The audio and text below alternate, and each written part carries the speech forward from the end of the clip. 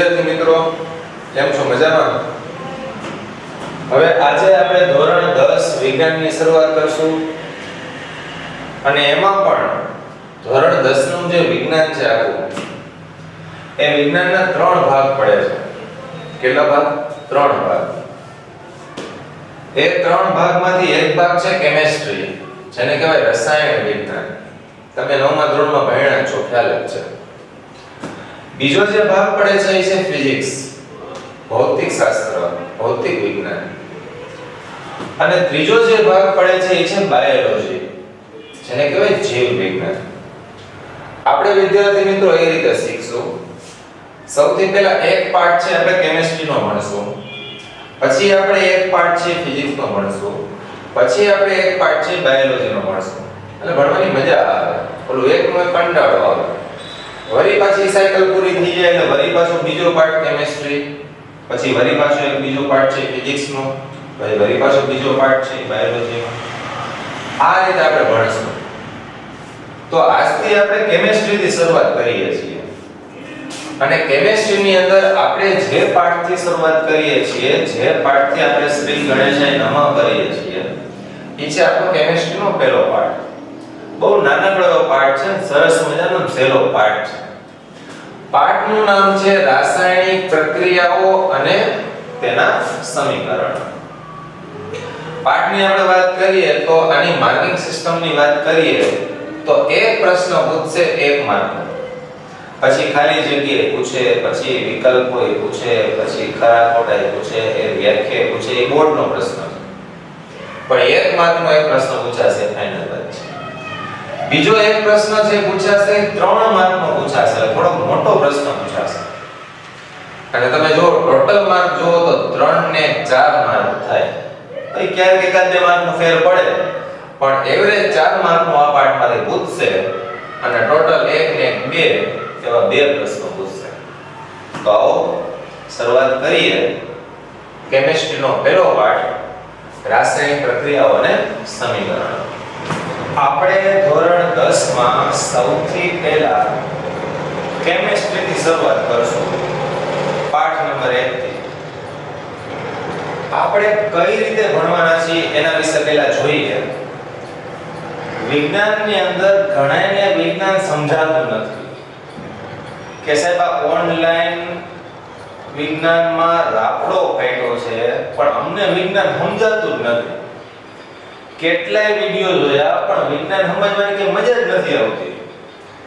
એનું કારણ એ છે કે સૌથી પહેલા વિજ્ઞાનમાં તમે કયો ટોપિક સમજો હોય તો વિચારો.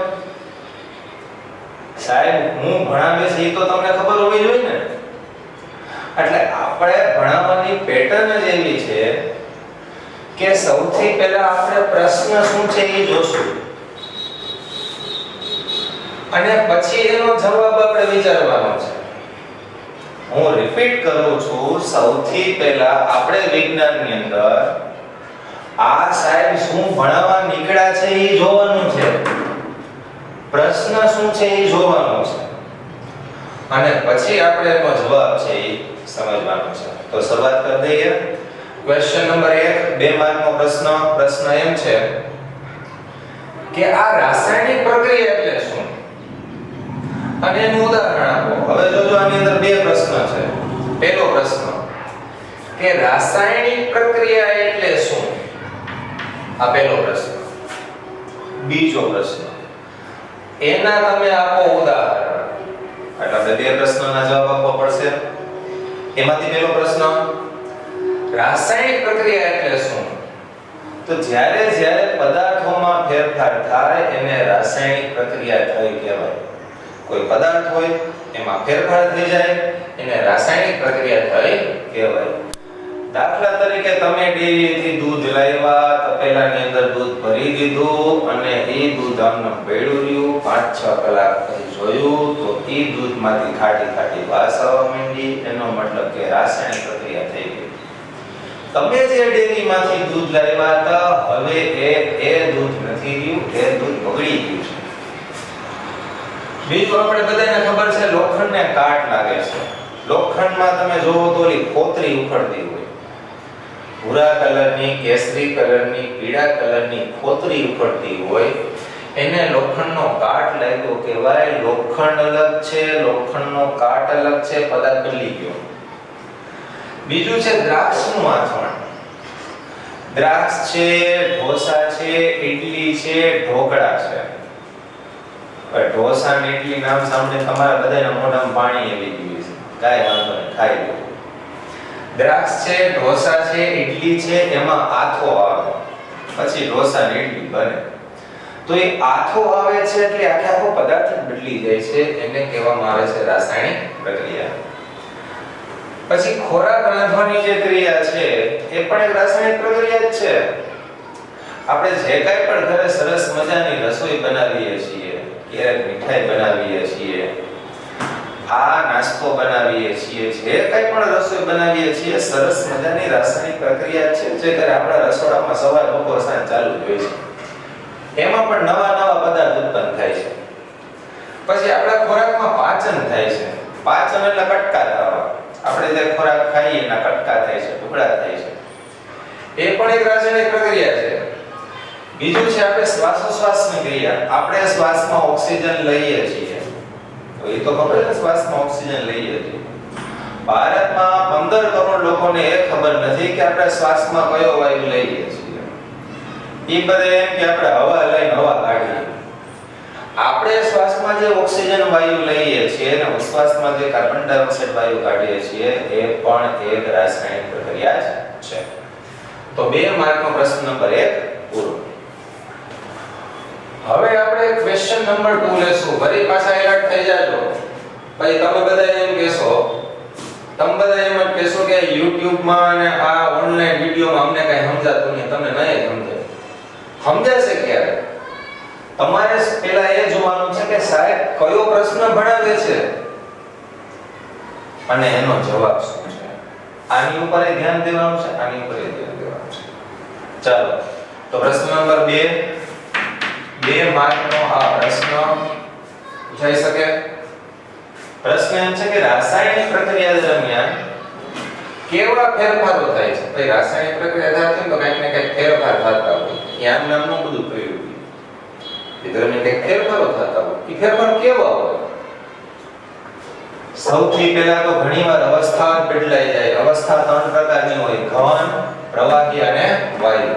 તો ઘણીવાર એવું બને રાસાયણિક પ્રક્રિયામાં ઘનમાંથી પ્રવાહી બની જાય, પ્રવાહીમાંથી વાયુ બની જાય. તમે એમ કે સર એકાદ ઉદાહરણ આપો. દાખલા તરીકે આપણે ડેરીમાંથી દૂધ લાવ્યા. દૂધ કેવું હોય? લિક્વિડ ફોર્મમાં હોય, પ્રવાહી સ્વરૂપમાં હોય. પછી આપણે એને મેળવી કરી, છાશના 2-4 ટીપા નાખો એટલે મેળવાઈ જાય. ઈ દૂધ મેળવાય છે અને સરસ મજાનું આઈસ્ક્રીમ જેવું દહીં બની જાય, એમ ખાવાની મજા આવી જાય. તો ઈ દહીં પ્રવાહી નથી, ઈ દહીં ઘન નથી. એને કહેવાય અર્ધ ઘન અથવા તો અર્ધ પ્રવાહી. તો અવસ્થા બદલાઈ જાય છે. ભાઈ દાખલા તરીકે તમે પેટ્રોલ સળગાવો, કેરોસીન સળગાવો, તો પેટ્રોલ અને કેરોસીન છે એ પ્રવાહી સ્વરૂપમાં છે. પછી તમે એને જ્યારે સળગાવો છો એટલે વાયુ સ્વરૂપમાં ફેરવાઈ જાય છે. તો અવસ્થા બદલાય છે. બીજું, રંગ પરિવર્તન થઈ જાય. રાસાયણિક પ્રક્રિયા દરમિયાન કલર જ બદલી જાય.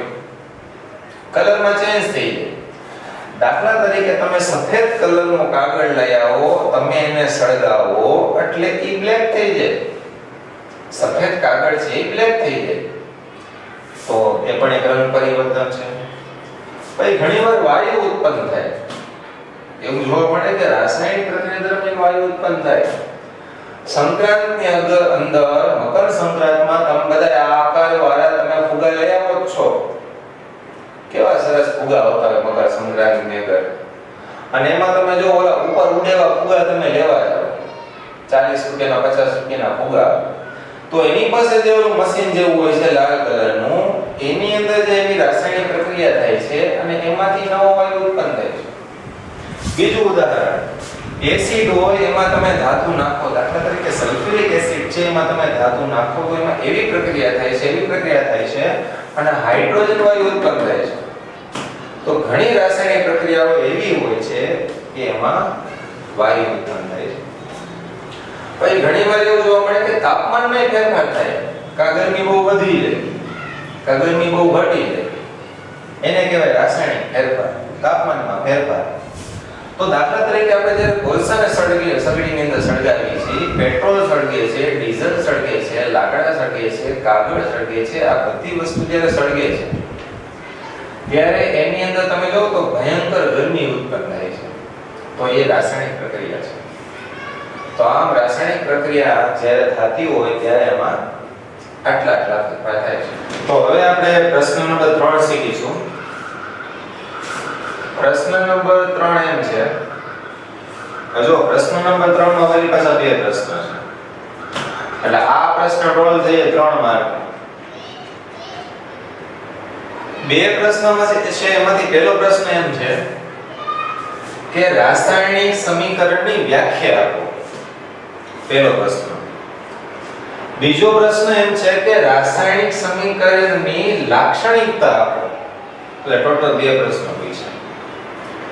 પહેલો પ્રશ્ન એમ છે કે રાસાયણિક સમીકરણ એટલે શું, એની વ્યાખ્યા આપો. તેની વ્યાખ્યા એ રીતે છે કે પ્રક્રિયાનું સાંકેતિક સ્વરૂપ. તમને એમ થાય સંકેત એટલે શું, સાંકેતિક સ્વરૂપ એટલે શું?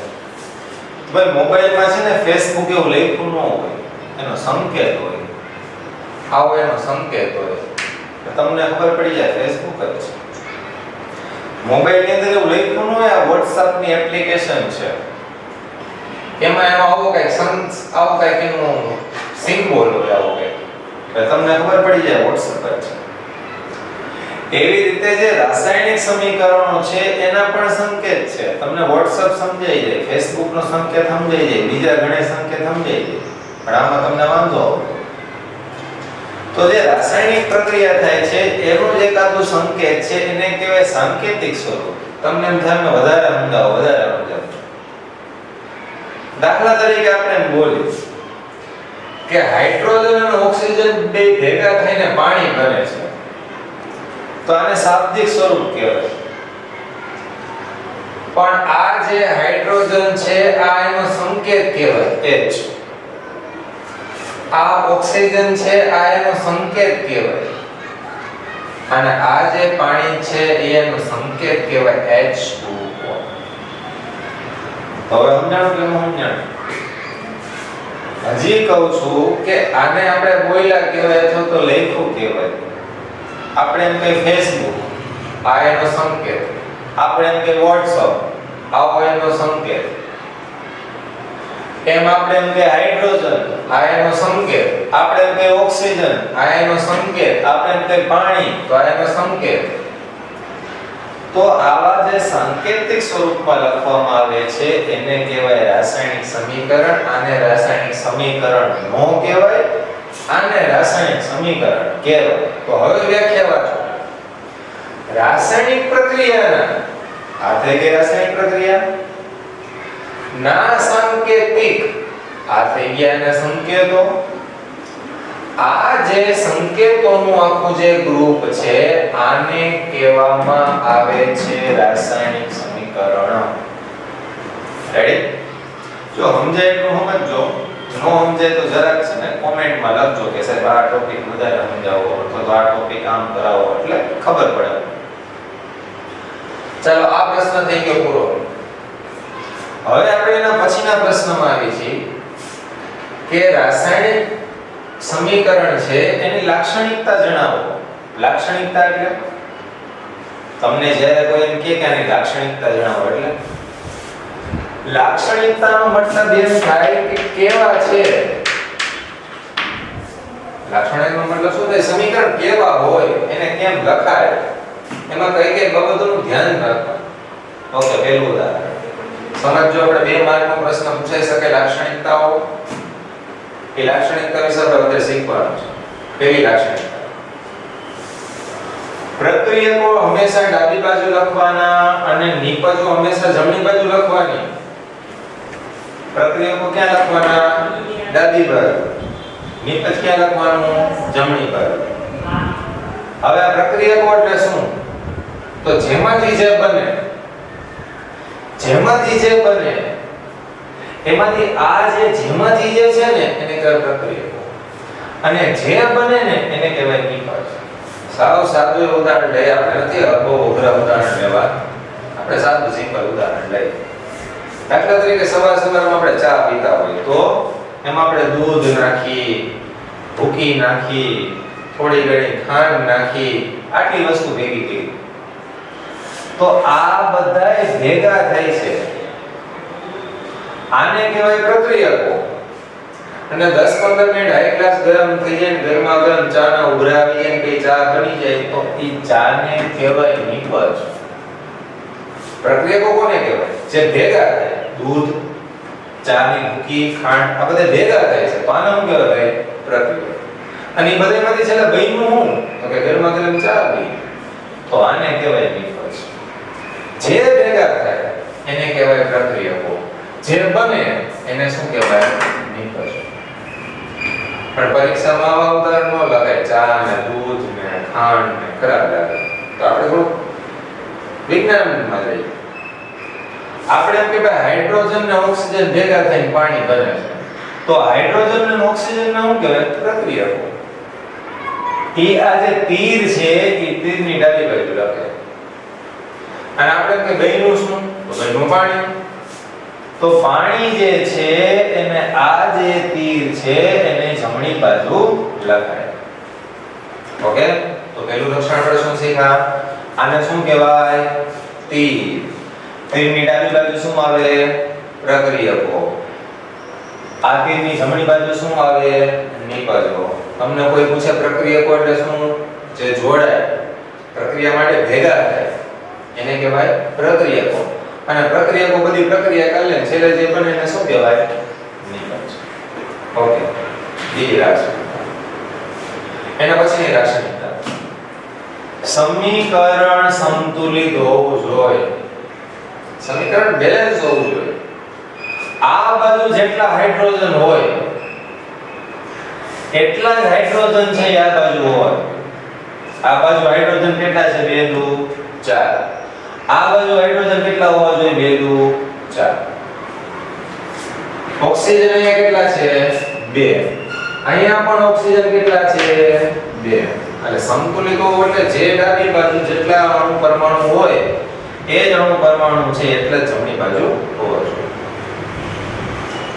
એના પછીની લાક્ષણિકતા, ઘન, પ્રવાહી, વાયુ, જલીય લખવું જરૂરી છે. જો તમે જે કંઈક પદાર્થો ભેગા કર્યા છે એમાંથી ઘણા ઘન હોય છે, એમાંથી ઘણા પ્રવાહી હોય છે, ઘણા વાયુ હોય છે, ઘણા એમાં પાણી નાખેલા હશે એટલે કે જલીય હશે, તે બધું લખવું પડે.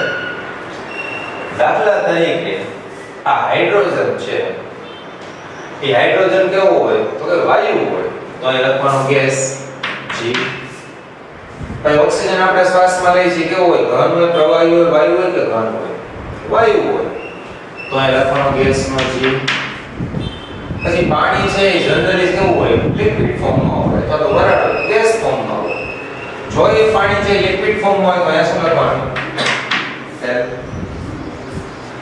એટલે જો પદાર્થ છે ઘન હોય તો ઘનને ઇંગ્લિશમાં કહેવાય સોલિડ.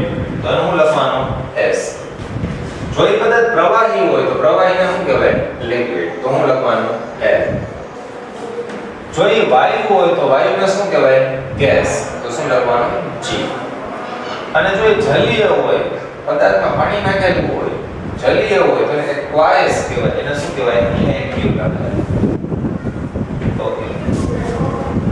બીજી વાત, નિપજમાં જે બન્યું છે એ વાયુ હોય તો એ ઉપર ઉડી જાય. અને જો એ અદ્રાવ્ય નિપજ હોય, અદ્રાવ્ય નિપજ એટલે ડોર, અદ્રાવ્ય નિપજ એટલે છેલ્લે ડોર ભેગો થાય. આપણે તો મેલા પાણીમાં ડોર ભેગો થાય, અદ્રાવ્ય નિપજ.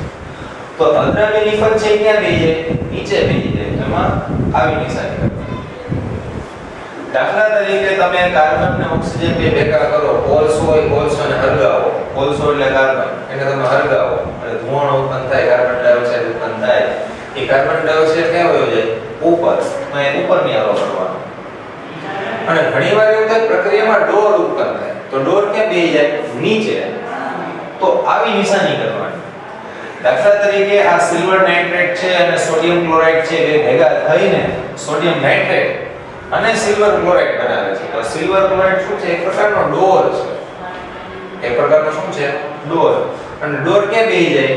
નીચે, તો અહીંયા આવી નિશાની કરવાની. ટૂંકમાં તમને આ એમ કહેવા માંગે છે, ટૂંકમાં કહી દો, ટૂંકમાં આ લાક્ષણિકતા તમને એમ કહેવા માંગે છે કે જે વાયુ ભેગા થાય, વાયુ બને, એ ઉપર ઉડી જાય તો આવી નિશાની કરવાની, અને ડોર બને, ડોર નીચે બેસી જાય તો આવી નિશાની કરવાની. એના પછીનો ટોપિક અહીંયા લખ્યો છે, અહીંયા જોજો. એના પછીનો ટોપિક, હવે પ્રક્રિયા છે ને, પ્રક્રિયા આમ ન થતી હોય. તમે આમ પ્રક્રિયા ભેગી ન થઈ જાય. દાખલા તરીકે તમારે ચા બનાવી છે તો દૂધ નાખી દો, પછી એમાં ચાની ભૂકી નાખી દો, ખાંડ નાખી દો, અને એમ કરો આબલા કા ડાબલા ગીલી ગીલી છૂમથી ચા ન બની. અરે ભાઈ, એને કઈક તાપમાન આપવું પડે, એને ગરમી આપવી પડે. આ તો ઠીક છે, ઘણા એમાં બીજી પરિસ્થિતિ આપવી પડે ત્યારે બનતી હોય. એટલે કહેવાનો મતલબ આમ શું, પ્રક્રિયા આમ ન થઈ જાય. એને ગરમી આપવી પડે, એને પ્રેશર આપવું પડે, એને ઉદ્દીપક આપવા પડે ત્યારે પ્રક્રિયા કરે. તો હવે એના વિશે આપણે શીખશું. એમાંથી સૌથી પહેલા લેશું તાપમાન. મોટા ભાગની પ્રક્રિયા એવી હોય છે ને, તમે કંઈક ગરમી આપો તો જ થાય, નકર પ્રક્રિયા ન થાય. દાખલા તરીકે ચા બનાવતી વખતે એને ગરમી આપવી પડે. દાખલા તરીકે રસોઈ કરતી વખતે એને શરૂઆતમાં ગરમી આપવી પડે. કોઈ પણ વસ્તુ હળગાવી હોય ને કંઈક ગરમી આપવી પડે તો એ સળગે, નકર ન સળગે.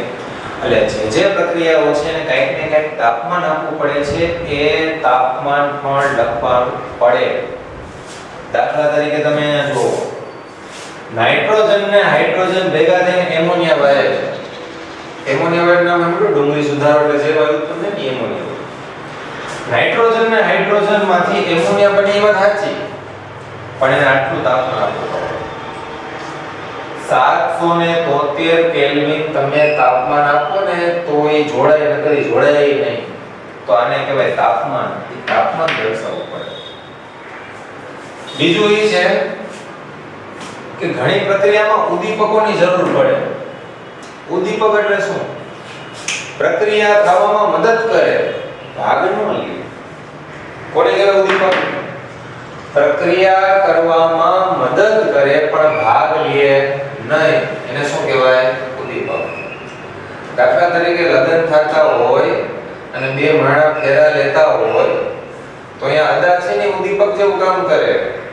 મામણ છે, ગોરદા છે, ઉદ્દીપક જેવું કામ કરે. ઈ કઈ ભેગા ફેરા ન લઈએ કન્યા ભેગા, ઈ ખાલી અહીંયા ઊભા રહે. પણ ઈ કે ને મોલા કરે પાછું. ઈ કેમ જ થાય? ઈ હોય તો ઈ લગ્ન થાય ને, ન થાય. એમાં ઉદ્દીપક છે ને, ઉદ્દીપક એ હારે ફેરા ન લઈએ પણ મદદ કરે, પ્રક્રિયામાં મદદ કરે. એમ અહીંયા ઉદ્દીપક શું છે? લોખંડ. દાખલા તરીકે નાઇટ્રોજન અને હાઇડ્રોજન ને ભેગું થવું છે પણ એ ભેગા થાય નહીં, એ ભેગા ન થાય. એમાં એક ઉદ્દીપક નાખવો પડે. કયો ઉદ્દીપક? તો કે લોખંડનો ભૂકો. Fe આયન, લોખંડનો ભૂકો થોડોક નાખવો પડે તો એ ભેગા થાય. તો આ એમોનિયા બને. એમોનિયા, આજે એમોનિયા બન્યો એમાં કઈ લોખંડનો ભૂકો આવી ન જાય, એ પ્રક્રિયા ન કરે, પણ એ હાજરી એની જરૂર છે. એટલે ઘણી બધી પ્રક્રિયાઓ એવી હોય છે એમાં ઉદ્દીપકોની જરૂર પડે છે. એ ઉદ્દીપક હોય તો જ પ્રક્રિયા થાય, પણ એ ઉદ્દીપકને માન આપવું પડે, એ ઉદ્દીપકને લખવો પડે. એટલે એ ઉદ્દીપકને આપણે લખીશું. ઓકે. પછી ઘણી પ્રક્રિયા છે એ દબાણથી થતી હોય. અમુક એને એક્સ્ટ્રા પ્રેશર આપવું પડે તો જ થાય, નકર પ્રક્રિયા ન થાય.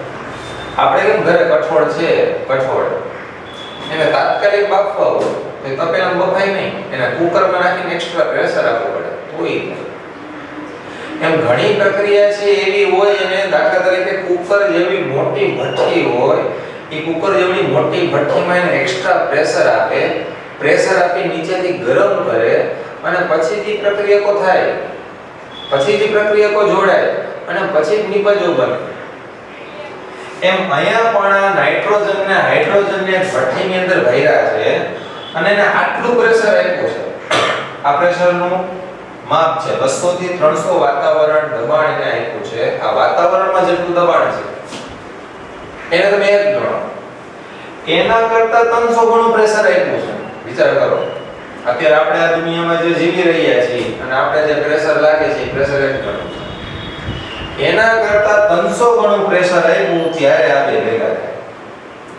એટલે કહેવાનો મતલબ એમ છે નાઇટ્રોજન અને હાઇડ્રોજન તો રૂમમાં આટા મારે તો કઈ એમોનિયા નો બને. નાઇટ્રોજન અને હાઇડ્રોજન તો ગમે આટા મારતો હોય પણ એમોનિયા નો બને. તો એને આટલું તાપમાન આપવું પડે, એને આટલું દબાણ આપવું પડે અને એને આ ઉદ્દીપક આપવું પડે.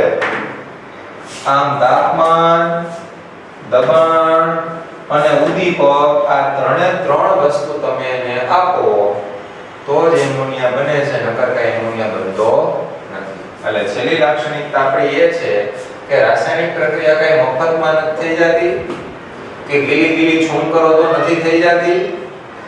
કઈ ભેગા કરવા હોય તો કઈક આપવું પડે. શું આપવું પડે?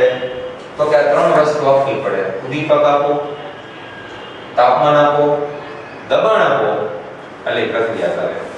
ઓકે, તો આ થઈ ગઈ લાક્ષણિકતાઓ. આગળ રાખીએ.